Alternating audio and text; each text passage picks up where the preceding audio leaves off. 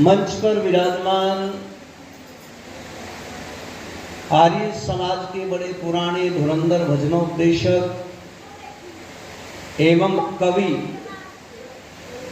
हम सब के लिए आदरणीय श्रद्धेय श्री पंडित रामरथ जी, और प्रारंभ में जिनके आपने भजन सुने, ऐसे हमारे आर्य जगत के युवा सैद्धांतिक भजनोपदेशक जो पहली बार शायद अपनी आर्य समाज बालसमुंद में आए हैं, भाई सुमित अंगिरस जी,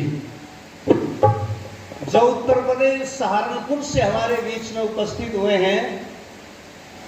और अभी मेरे से पहले जिनके बड़े सुंदर भजन आपने हम सब ने सुने, ऐसी हमारी बेटी तन्नू आर्या, समस्त हमारा ये उपदेशक परिवार और आर्य समाज बालसमुंद के हमारे आदरणीय प्रधान जी, मंत्री जी, कोषाध्यक्ष जी, अन्य सभी पदाधिकारीगण, हमारे बीच में उपस्थित और भी काफी सज्जन, श्री रामधारी जी हैं और भी हैं बहुत सारे, में सबका नाम लो तो समय काफी लगेगा। यद्यपि पहली सभा है, हमारे भ्राता सुरेंद्र जी भी हमारे बीच में हैं, पहली सभा है और पहली सभा भी उस समय है जब लोग रसगुल्लों में जुट रहे,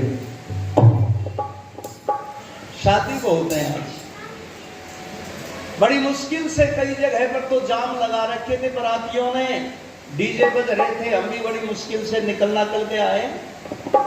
और ये विवाह का आज का और कल का बड़ा जबरदस्त साया है। खैर चलो, जितने भी आए हैं बहुत हैं, निराशा नहीं है। और आर्य समाज कभी निराश होता नहीं है, निराशावादी हम होते नहीं हैं। हमारे बीच में ये वैदिक दर्शन हिसार हमारे अनुराग आर्य जी आचार्य रामस्वरूप शास्त्री जी के पुत्र हैं। ये इनका चैनल है, यूट्यूब चैनल वैदिक दर्शन हिसार।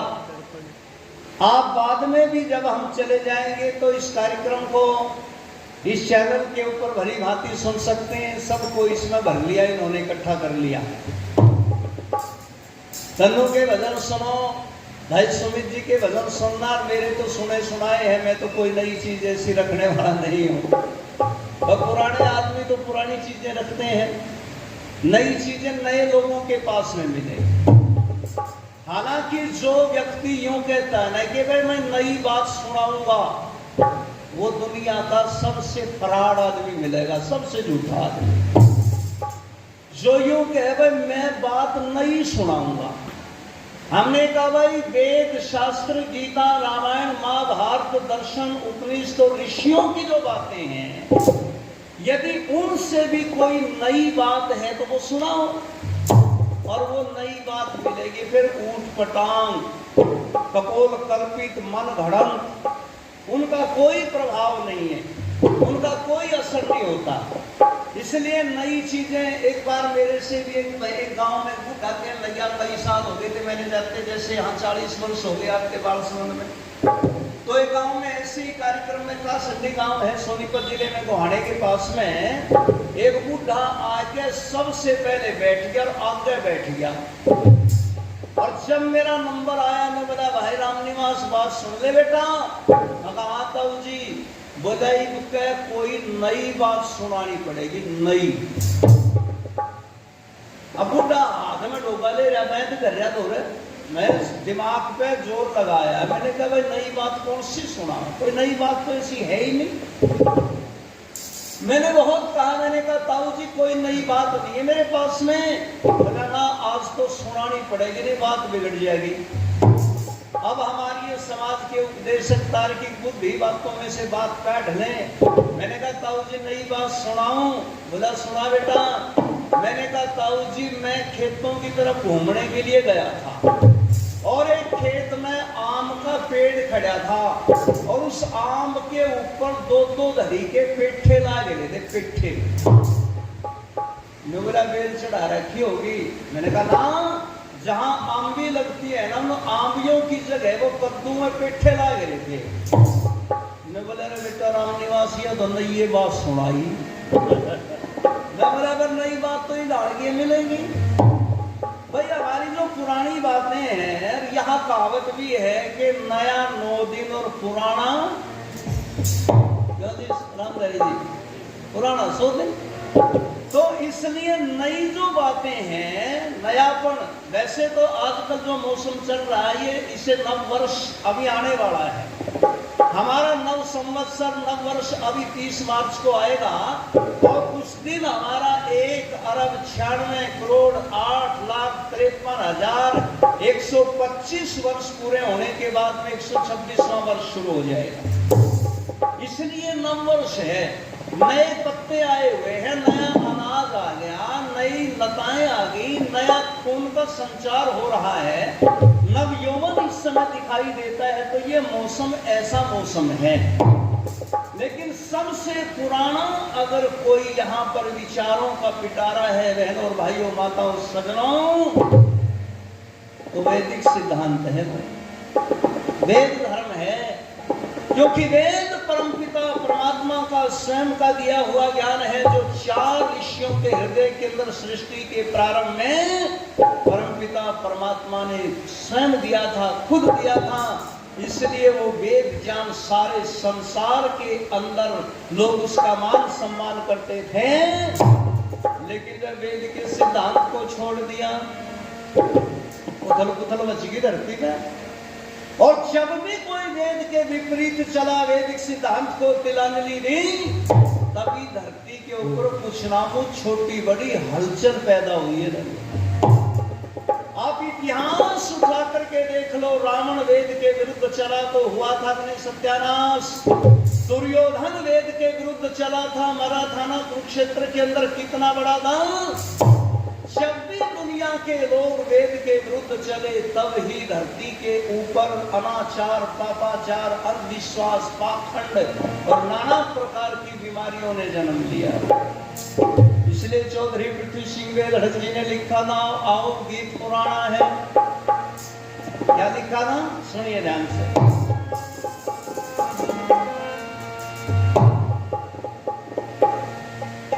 नुकर वेद अनुकूल राज बिन सारे। अब मेरे तो भजन इतने पुराने हैं, यो अनुराग भी साथ साथ में गाना लग रहा है। जो सारे याद हो रहे, जो घर के ले जा कराइयो, काम ये याद करे बस।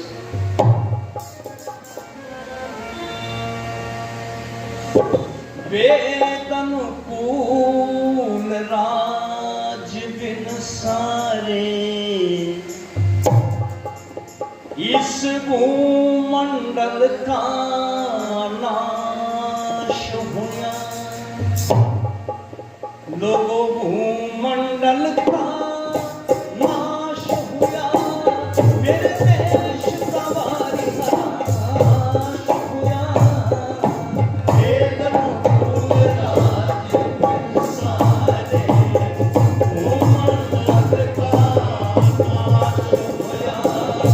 भूमंडल का नाश हुआ, मेरे देश का वारी नाश हुआ। वेद अनुकूल राज बिन सारे, भूमंडल का नाश हुआ। और कब से हुआ, जो पहली बात सुनो।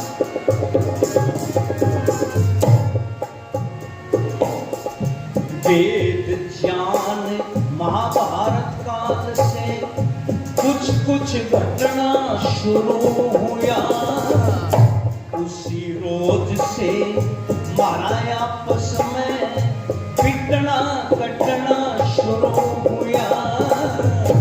ईश्वर भक्ति भूल गए, पाखंड का रटना शुरू हुआ।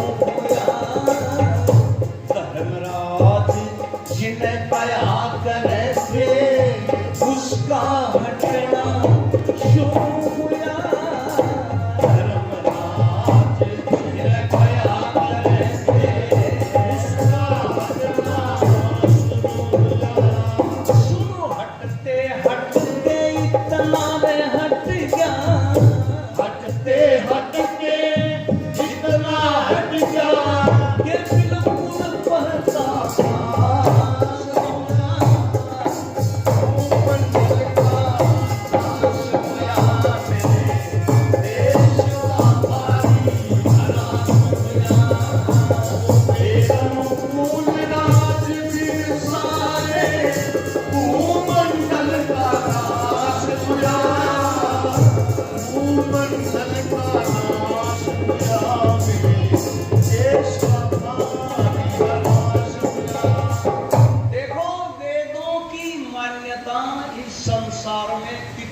वर्षों तक रही। 1,96,8,53,000 और 126 वर्ष जो अभी लगने वाले हैं, इतने में से लगभग 5,500 वर्ष निकाल दो। ये मैं अपने दोहरे से बात कह रहा। ऋषि दयानंद जी महाराज ने सत्यार्थ प्रकाश की भूमिका के अंदर ये वर्णन दिया है। तो क्या लिखते हैं? वो कहते हैं महाभारत के युद्ध से हजारों वर्ष पहले, हजारों, उसमें 2,000 भी हो सकते हैं, 5 भी हो सकते हैं, 4 भी हो सकते हैं, 1,000, 2,000 जितना भी है, तो लगभग महाभारत को 5,300 वर्ष पूरे होने को हैं। उसमें 2,000 और जोड़ दो, इतने वर्ष निकाल दो, तब तक सारी धरती के ऊपर वेद के सिद्धांत को मानने वाले लोग, सब वेद के सिद्धांत। और यहां पर जातिवाद नहीं था। ये जो आज तक जातियां बनी हुई है ना, कितनी जातियां, हम लोगों से कहते हैं भाई कितनी जातियां हैं, नेता भी आएंगे, नेता भी आकर के भाषण देते हैं, भाई इस गांव की 36 बिरादरी मेरे को वोट देना। हमने कहा श्रीमान जी बिरादरी 36 ही है क्या?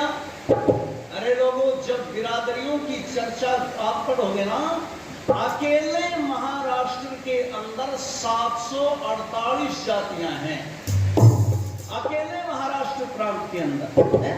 और यहाँ तो जातियों में जाति। एक बार हम करनाल में जो है ना, बस अड्डे में खड़े थे, पीछे हैंडपंप का पानी पीने के लिए चले गए, तो एक व्यक्ति पानी पी रहा था, दूसरा उसके इंतजार में खड़ा था।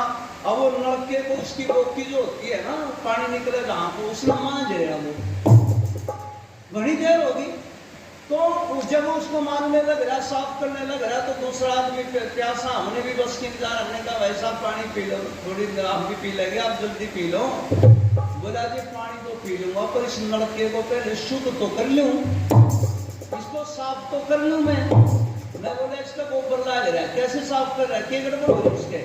बोला जी आपने नहीं पता, अभी मेरे से पहले मेरे गांव पे हरिजन का लड़का पानी पी गया इस पे।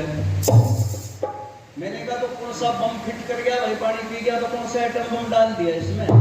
बोला नहीं जी आप नहीं समझे, वो चमड़े का काम करता है, चर्मकार है, इसलिए लड़का खराब कर गया। देखो जातिवाद का जहर। मैं बोला जी चमड़े का काम करने वाला हाथ साफ करके आया होगा, साबुन से धो के आया होगा, कौन सा चमड़े की इसके अंदर बदबू रह गई आंखों में, वो इसमें पानी पी गया, मगर चमड़े से इतनी गिरना। बोले हाँ। मैं कहने लगा इस नलके के अंदर हैंडपंप में जो वायल पड़ी है ना, भी चमड़े की है, वो अंदर चमड़े की पड़ी हुई है, उसका क्या करेगा तू? बोला जी वो तो सरकारी है, सरकारी। मगर सरकार से इतना टिट्टी खुआ दो, मगर सरकार से गोबर खुआ दो, कुछ भी खुआ दो। जाति मां इतनी देर में एक और राजा, वो भी तिलक लगाए हुए था, जो पानी पीने वाला था, दूसरा भी तिलक लगाए हुआ था, दोनों के मिल के विचार से बोला भाई साहब कौन हो आप? बोला पंडित। ब्राह्मण हो भाई? बोला कौन सा पंडित? बोला गौड़ है। बोला कौन सा गौड़? वो बोला मैं पंडित हूँ गौड़। बोला कौन सा गौड़? हमने कहा भाई गौड़ में भी गौड़। इतनी जातियां इतनी है भगवान, इस जातिवाद ने इस हिंदू समाज का सत्यानाश कर दिया रे लोगों। आज कोई अपने को बड़ा समझता है, कोई छोटा समझता है, कोई किसी को हीन समझता है, कोई किसी को दीन समझता है, कोई किसी को बहुत ऊंचा मानता है। ये जो जब से समाज के अंदर बातें चली है ना, तब से बेड़ा गर्क हुआ है। लेकिन वेद क्या कहता है? वेद की यदि परिभाषा आप समझोगे तो वेद क्या कहता है? वेद कहता है मनुर्भव, केवल जितने हम संसार के अंदर हैं, सारे के सारे क्या हैं? हम क्या है? मनुष्य। भगवान ने हमारे को मनुष्य पैदा किया। भाई अगर जातियों का अलग अलग सिस्टम होता, मैं जाट हूँ, मैं ब्राह्मण हूँ, मैं गुज्जर हूँ, मैं अहीर हूँ, मैं राजपूत हूँ, मैं बढ़िया हूँ, मैं फला हूँ, ये ढेलका हूँ, मैं वो हूँ, तो परमात्मा ने इनके पैर सिस्टम भी अलग अलग बनाना था। हम सब जैसे संसार के अंदर जितनी जातियां हैं सब मां के पेट से एक ही तरीके से पैदा होते हैं। अगर जाति का कोई हिसाब होता तो वह जिनको हम न्यू कहते हैं भाई ये तो नीच हैं, ये पैर के अंगूठे से पैदा होने चाहिए थे। जिनको हम शूद्र कहते हैं वो घुटनों से पैदा होने चाहिए थे। जिनको हम क्षत्रिय मानते हैं वो कहीं पेट के अंदर से या नाभि से पैदा होने चाहिए थे। और जो अपने आप को ब्राह्मण मानते हैं वो सिर की चोटी में से निकलने चाहिए थे। अलग अलग रास्ता बनाना था ना भगवान ने। इसलिए कोई परमात्मा की अलग अलग व्यवस्था नहीं है। पर वारे हिंदू कौम जातिवाद में फंस करके तेरा बंटाधार हो गया, सारा मामला खत्म हो गया। देखो सारी दुनिया तो यूं कहती है कि भाई ये बनाओ वो बनाओ, कोई कहता है हिंदू बनाओ, कोई कहता है कि भाई मुसलमान बनाओ, कोई कहता है ईसाई बनाओ, कोई कहता है सिख बनाओ, कोई यहूदी, कोई राधा स्वामी, कोई धनधन सतगुरु, पता नहीं कितने झाड़ झंखाड़ धरती पे पैदा कर दिए हैं ये सब। और वेद क्या कहता है? वेद कहता है मनुष्य बन जाओ भाई। जब तक मनुष्य नहीं बनोगे तब तक तुम्हें धरती का जीना ही नहीं आएगा। यदि संसार के अंदर जीने की कला कोई जानता है तो केवल मनुष्य जानता है। मनुष्य बन करके सीखेगा, नहीं तो जीना नहीं आता, खाना नहीं आता, पहनना नहीं आता, कुछ भी उठपटांग खा ले, कुछ भी पहन ले, ये मनुष्यों का काम तो नहीं है ना। इसलिए कवि पंडित नरदेव जी ने गीत लिखा था, बीच में फिट हो गया, सुनो।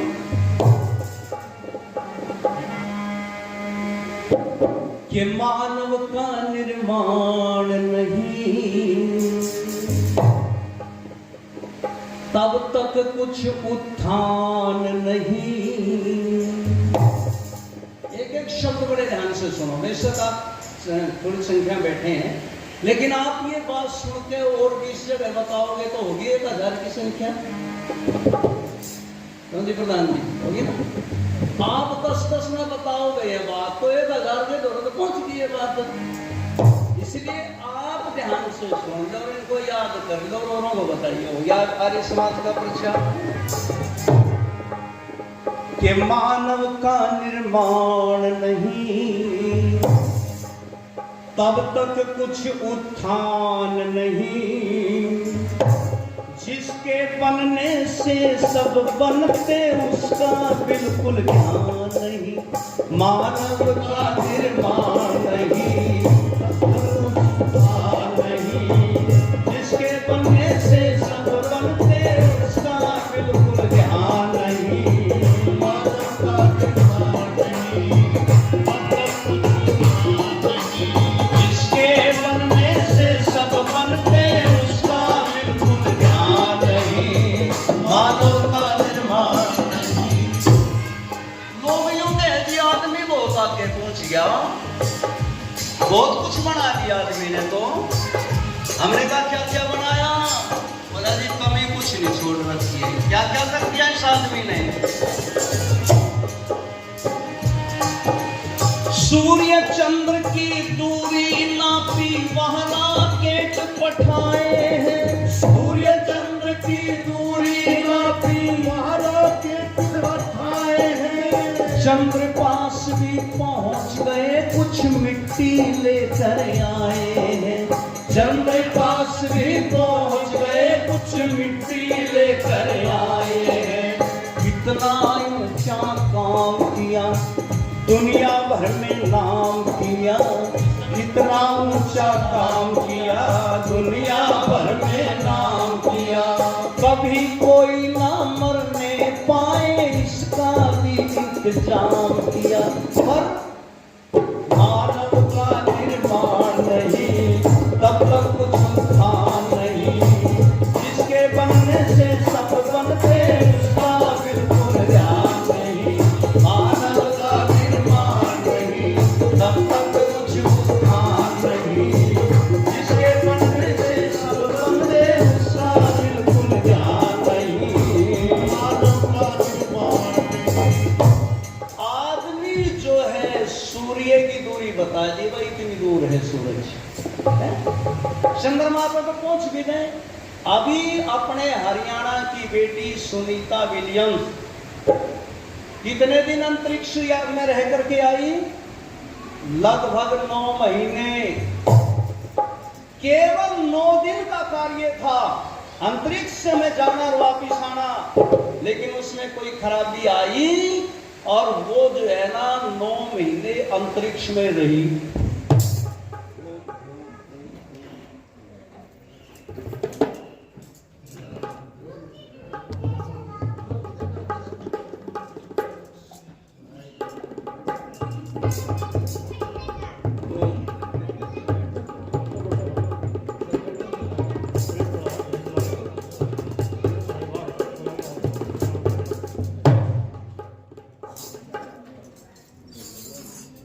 बिजली नहीं आ रही तो हाथ बोल चले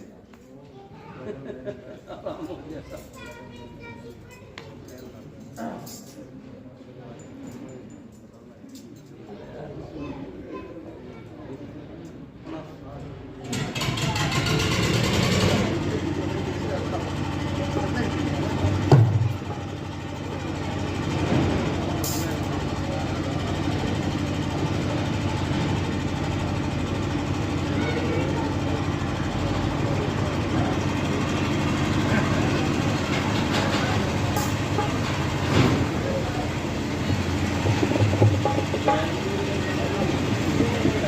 ओम ओम। अब तो डीजे की ढाड़ी हो चल रहा, बहुत नजदीक रख दिया इसको, थोड़ा दूर रखवाओ अगली सभा में, इतना नजदीक नहीं भाई, क्योंकि यहाँ आर्य समाज का मंच है, आर्य समाज का प्रचार है, बात बड़ी सोच समझ करके कहनी पड़ती है। यूँ तो है नहीं भाई टेप रिकॉर्ड की तरह अपना चलो जो कुछ बकना बको, इसलिए बड़े शांत स्वभाव में, शांत वातावरण में आर्य समाज का कार्यक्रम होता है। तो आगे जो है इसको और थोड़ा दूर और बढ़ा लो डोरी इसकी। भाई ये पिंदर जी बात सुन रहे होंगे, आवाज सुन रहे होंगे, तो ये व्यवस्था जरूर करवाएं। तो मैं बता रहा था सुनीता विलियम्स 9 महीने अंतरिक्ष में रह करके आई। पंडित जी रामरख जी कह रहे थे बोले अकेले रह पाई, मगर हम तो बुलाए नहीं ना, हमारा नंबर पड़ा। पर अभी जब वो भारत की, जब वो वहां उतरी धरती के ऊपर अंतरिक्ष से जब आई, तो उससे उसके अनुभव पूछे गए कि 9 महीने तक अंतरिक्ष में आप कैसे रही, समय कैसे व्यतीत किया। तो वो क्या कहती है, अरे सुनो लो तो हमारी संस्कृति कितनी महान है।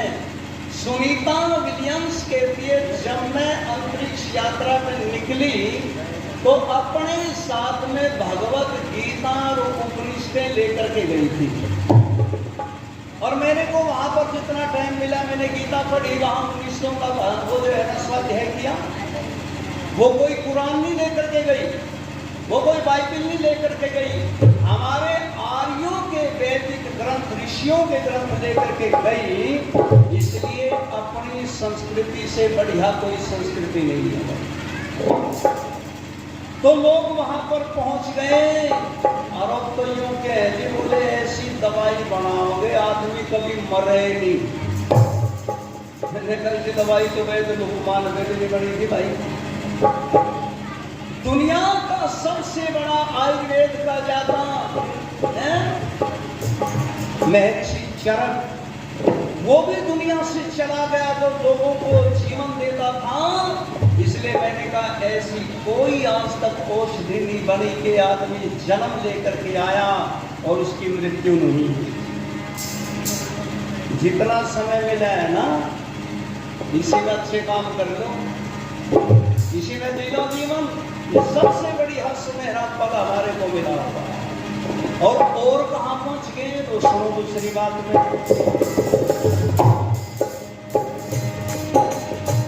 पक्षी जैसे नभ में उड़ता बैठे यान हवाई में, पक्षी जैसे नभ में उड़ता बैठे साथ हवाई, पक्षी जैसे नभ में उड़ता मछली जैसा डूब रहा है पानी की गहराई में, मछली जैसा डूब रहा है सागर की गहराई में, चलते चलते जैसे सांप की जाई, इसी तरह से रेल बनाई, चलते जैसे सांप की जाई, इसी तरह से रेल बनाई।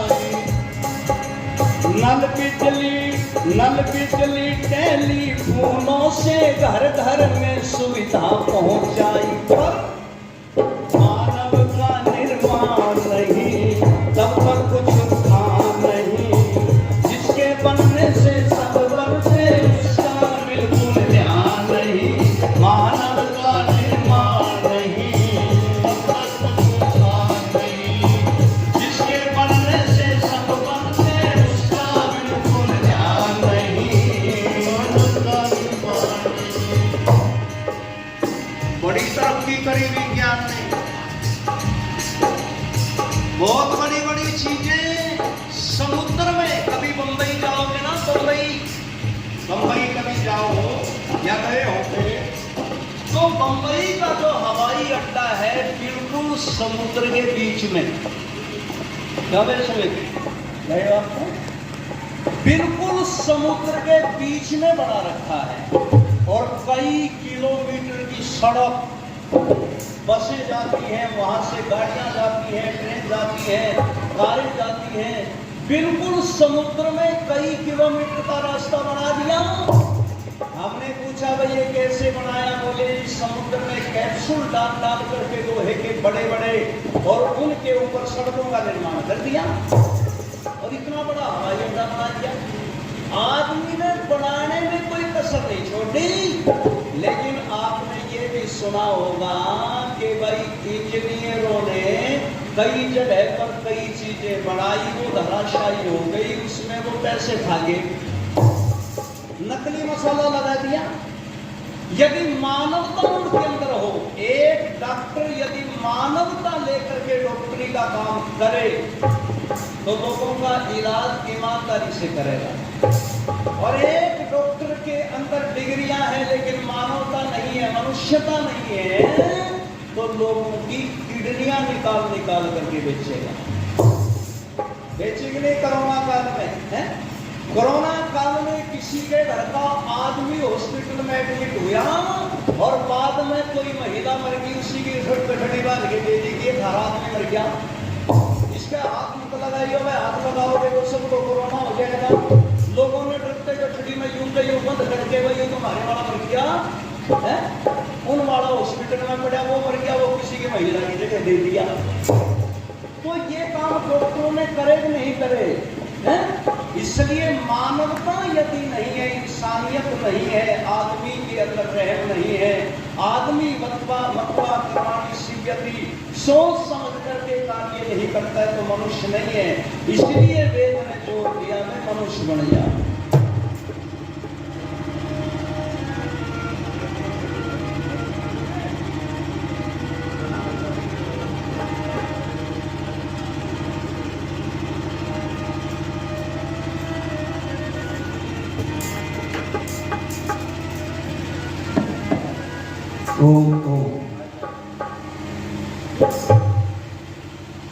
ये काम भी मेरे प्रोग्राम में हुए, कभी बिजली भाग जा कभी आ जा।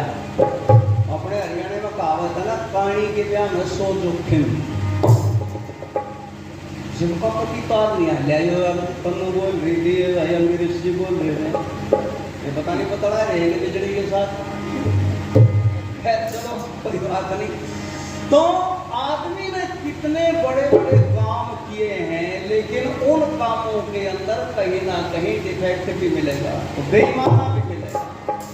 और क्या कर दिया, तीसरी बात में खाई खंदक भर डाले और गिरी भी फोड़ बनाए हैं, खाई खंदक भर डाले और गिरी भी फोड़ बनाए हैं।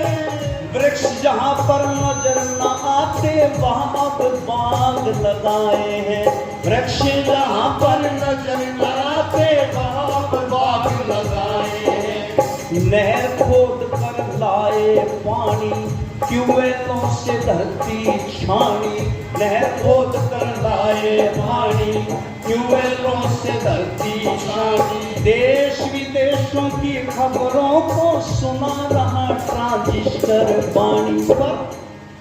मानव का निर्माण नहीं, तब तक कुछ उठान नहीं, जिसके बनने से सब बनते उसका बिल्कुल ध्यान नहीं। मानव का निर्माण नहीं, तब तक कुछ उठान नहीं, जिसके बनने से सब बनते उसका बिल्कुल ध्यान नहीं। मानव का निर्माण नहीं।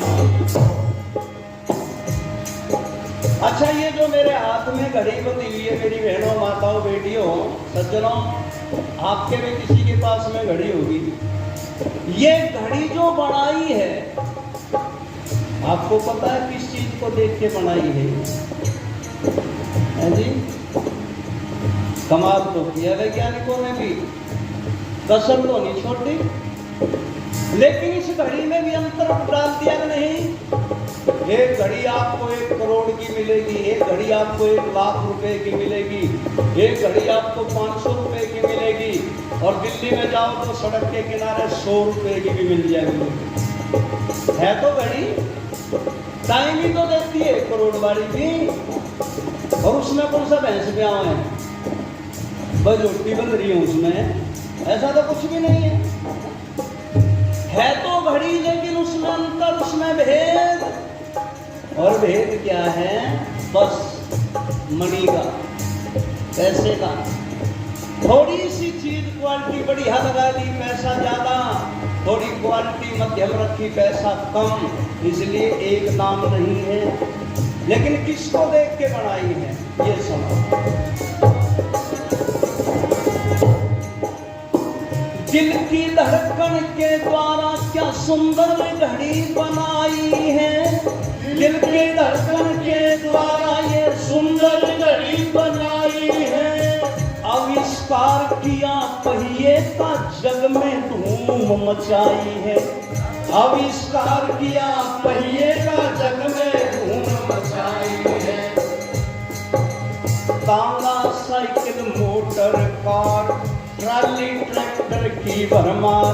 तांगा, cycle, motor, car, trolley, tractor की भरमार। जगह जगह खुल रही फैक्ट्री, होते हैं इंजन तैयार। मानव का निर्माण नहीं, तब तक कुछ उठान नहीं, जिनके बनने से सब बनते उसका बिल्कुल ध्यान नहीं। मानव का निर्माण नहीं, तब तक कुछ उठान नहीं, जिसके बनने से सब बनते उसका बिल्कुल ध्यान नहीं। मानव का निर्माण नहीं।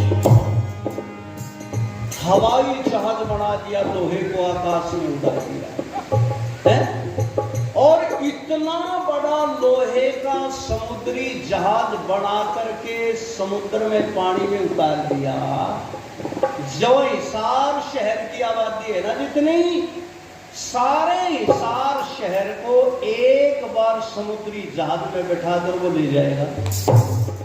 कितना बड़ा कमाल किया है जी। कांगे है, मोटरसाइकिल है, स्कूटी है, और पता नहीं है स्कूटी का ऐसा मामला, छोटी सी अब इसने चलाने पर छोटी से छोटी सुई से लेकर के हवाई जहाज तक का निर्माण कर दिया मानव ने। पर ये निर्माण किस लिए किया था? अब यहां थोड़ा विचार करो, ये निर्माण किसने किया? ये निर्माण किया मनुष्य को सुख मिले, इसलिए किया है ना कि आदमी सुखी रहेगा, इसको सुख मिलेगा, इसलिए इतनी बड़ी बड़ी चीजों का निर्माण कर दिया। पर मैं आपसे हाथ जोड़ करके नम्र निवेदन करता हूं, पूछना चाहता हूं, क्या ये सारी चीजें मिलने से आदमी सुखी हुआ है? रामधारी जी, सुख मिल गया, कई करोड़ों की अरबों की कोठी बना करके भी बंबई के अंदर एक महिला आत्महत्या करके मर गई। नाम तो मेरे को याद नहीं, उस नचनी कुचनियों के नाम में याद नहीं रखा करता। तो वहां फांसी लगा करके मर गई। कई दिन में पुलिस वालों ने गेट खोले, लाश सूखी हुई मिली उसकी। अरे इन चीजों से सुख मिलता होता, आज भारत का सबसे बड़ा अमीर व्यक्ति, बल्कि दुनिया के चौथे नंबर का अमीर व्यक्ति कौन है? अंबानी, मुकेश अंबानी। इतना पैसा, उसकी जो पत्नी है 5000 करोड़ का तो रिमोट है उसका, रिमोट आदमी, रोबोट है। और वो बस हाथ में वो लेकर वो दबाओगी बटन, वो पानी लेकर आवे, वो रोटी लेकर आवे, वो जो चीज मंगावे वो लेकर आवे, बर्तन धोए, कपड़े बिछावे, बेड ने सजावे, सारे काम करे। 5000 करोड़ का रोबोट उस महिला के पास में, और दुनिया का चौथे नंबर का धनी आदमी बात समझ वालो। लेकिन मुकेश अंबानी रोज लगभग 3500 रुपए की दवाई खाता है। इतनी बीमारियां उसके शरीर के अंदर, 3500 रुपए की दवाई खाता है डेली। और अमिताभ बच्चन जो आजकल के नौजवान लड़के और लड़कियों का आइडियल है, अपना हीरो मानते, पता नहीं क्या मानते हैं, 2700 रुपए की दवाई रोज खानी पड़ती है जब उसका जीवन चल रहा है। और एक व्यक्ति तो यहाँ आस पड़ोस का ही है, मैं गांव का नाम नहीं लूंगा, नाम ना व्यक्ति का नाम बताऊंगा। भाई कलकत्ता में रहते हैं, हम उनके वहां पर गए, 2 बार जा लिए। बड़े सज्जन व्यक्ति, बहुत अच्छे व्यक्ति हैं, बड़े ईमानदार हैं, दानी हैं। लेकिन जब उन्होंने हमें बुलाया तो एक बराबर के मकान में लेके बोले, भाई साहब रामनिवास जी, आज तो इस कलकत्ता शहर के बहुत बड़े सेठ के यहाँ खाना है आपका। मैं भी था, और भी कई विद्वान थे, वह पुष्पा शास्त्री जी थे, हम थे वहां पर। तो जब हम खाना खाने के लिए बैठे, अचंभा मानोगे, इतने आइटम मेज पे सजाए दिए। मेरे ख्याल में 60 ढाल की तो सब्जी थी, और मिठाई पता नहीं कितने प्रकार की, और पता नहीं क्या क्या, रोटी भी 6-7 ढाल की। हमारे को तो न्यू फैसला करने में टाइम लग गया, कौन सी चीज से शुरुआत करें, पहले कौन सी खावें, के खावें।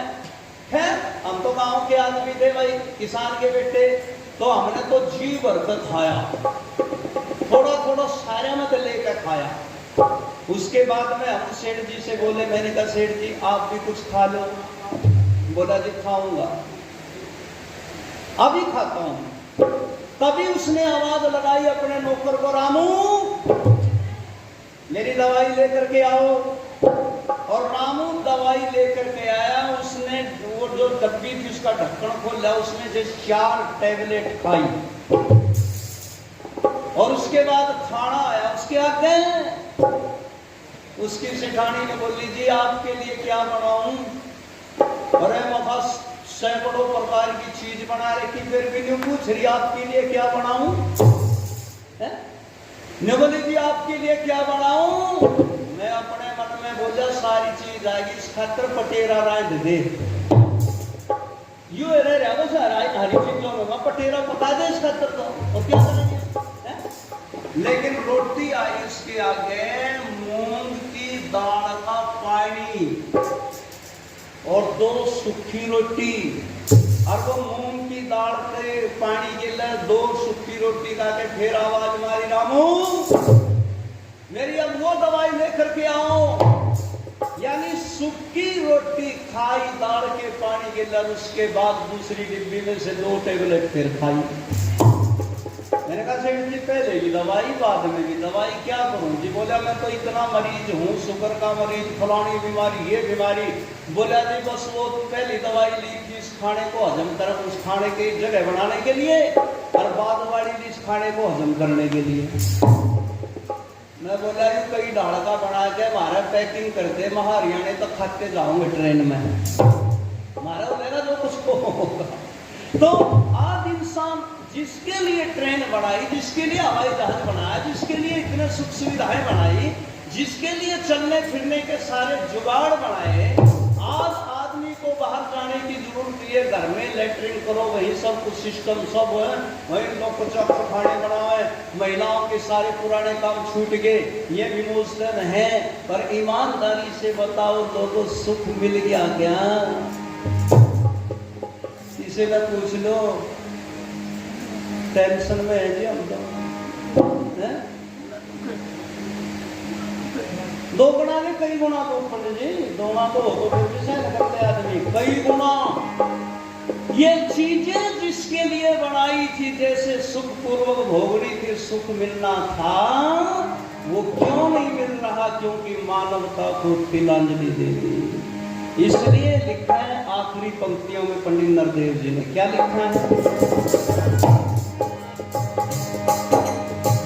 जिसके लिए बनाया सब कुछ वो तो बिगड़ा जाता है, जिसके लिए बनाया सब कुछ वो तो बिगड़ा जाता है। देख दशा मानव की मित्रों अब तो रोना आता है, देख दशा मानव की मित्रों अब तो रोना आता है।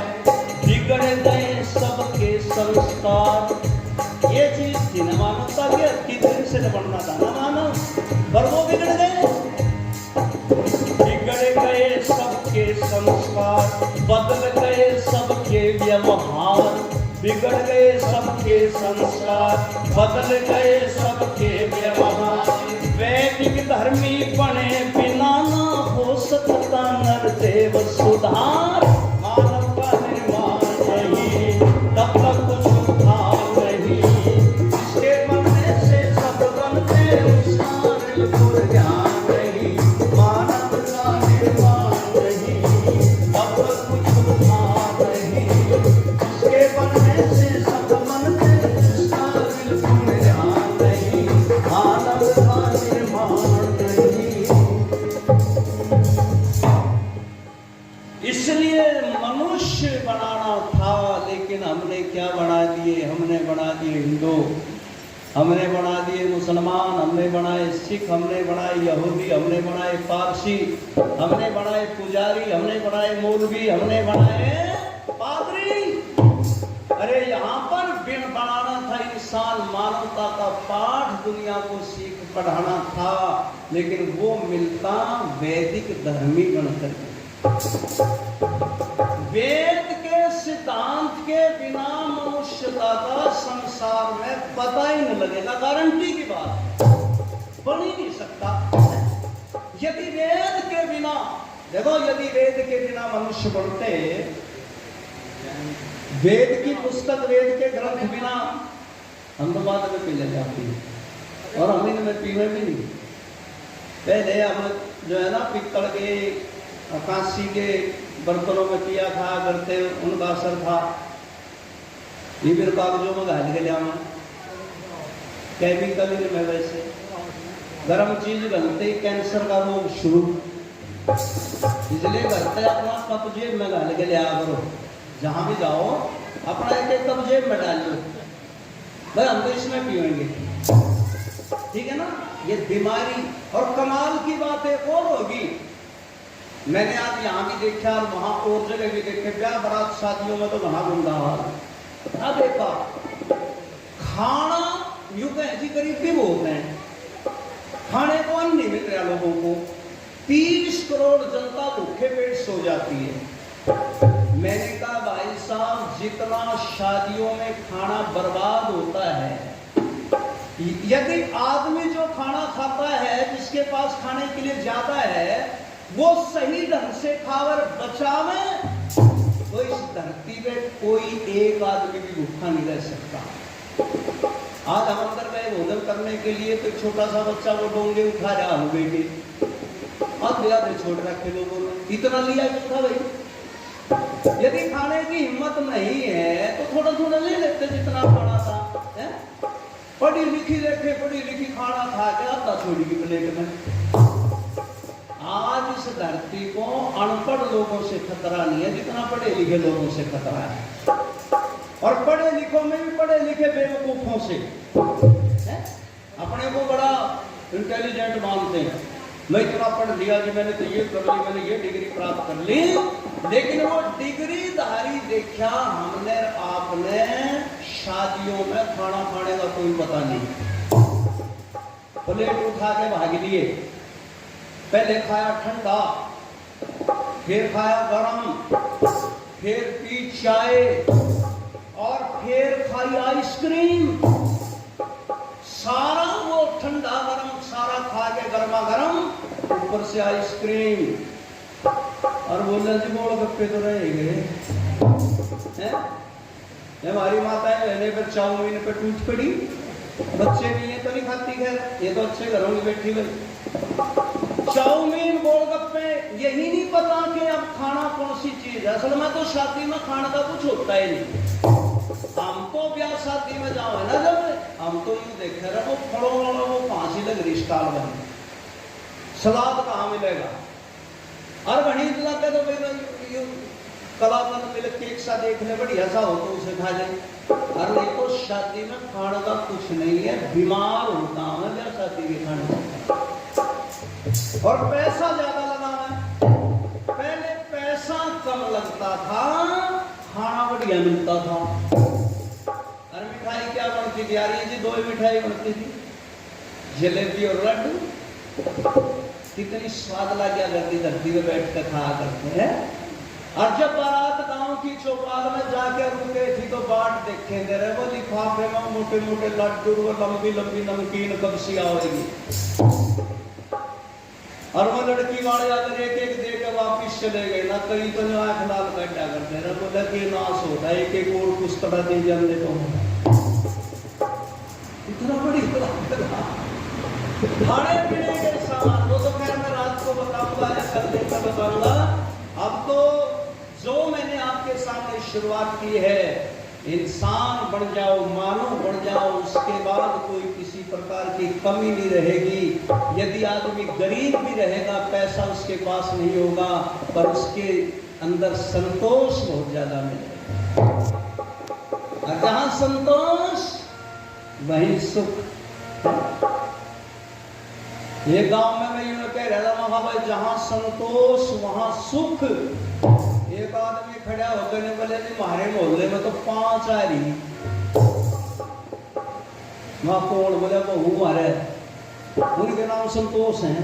अरे मैंने कहा संतोष नहीं, जो आत्मा को सुख देने वाला संतोष है, जिसमें 3 प्रकार के दुख दूर हो जाते हैं, आदि भौतिक, आध्यात्मिक और आदि दैविक। ये तीनों प्रकार के कष्ट उसको दुखी नहीं कर पाएंगे, इसलिए वो संतोष व्यक्ति को होना चाहिए। और ये कब होगा? ये जब होगा जब वेद के सिद्धांत के अनुसार जीवन बनाएंगे। इसलिए कह रहा था वेद अनुकूल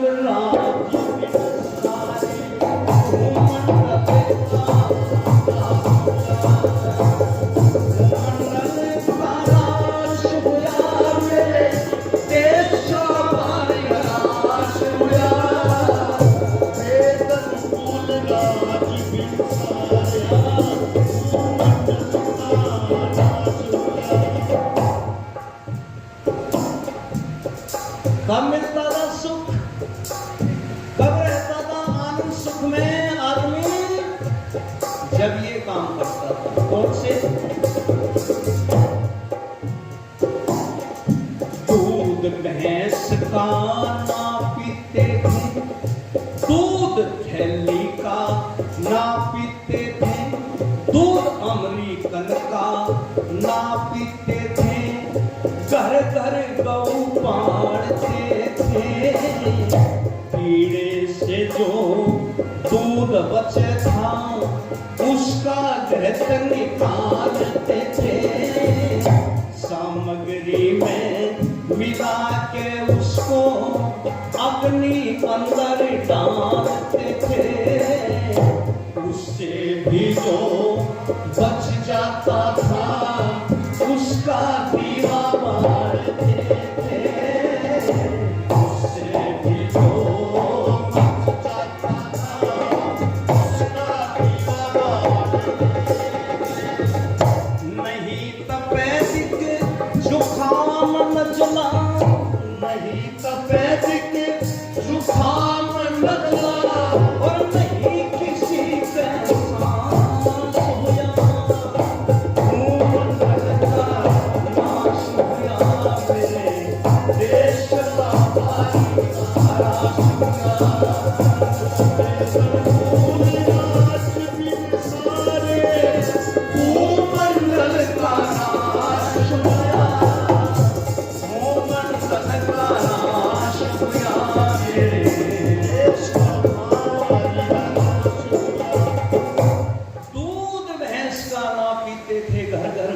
पालते थे।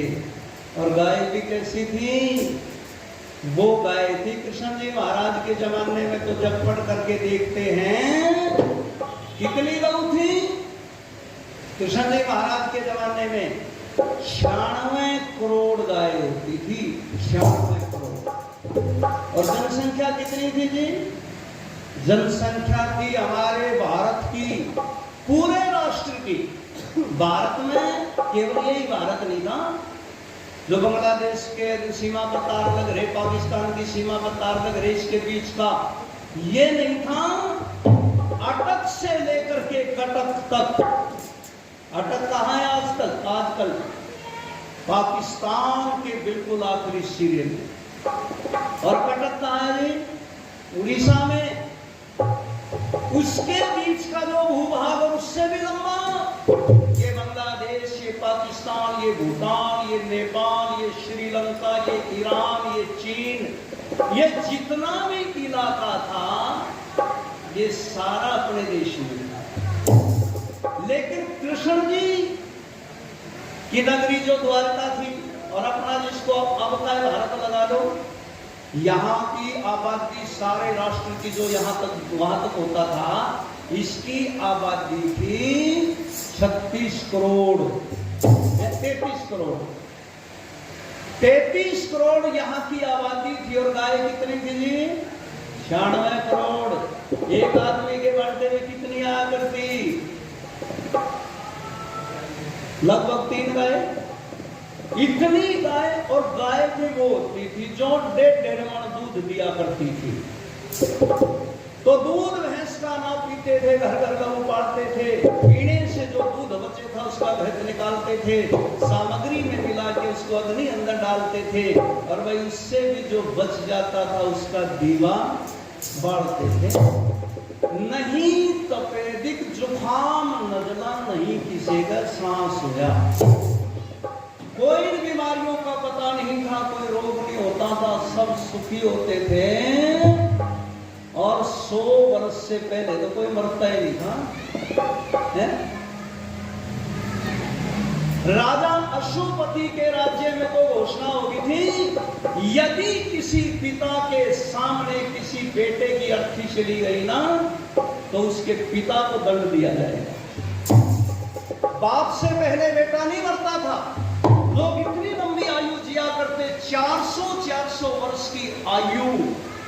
और तब ये लोग कहते हैं ना, भारत में भीम हाथियों को फेंक दिया करता था, लगे भाई फेंक देता वो 1-2 को, हाँ उठा देता होगा, फेंक दिए होंगे, पर इससे आगे जो कोड़ा मार रखा है ना, बोला भीम ने जो हाथी आकाश में फेंके थे आज तक वो वापिस नहीं आई है, यूं को कोड़ा मार दिया।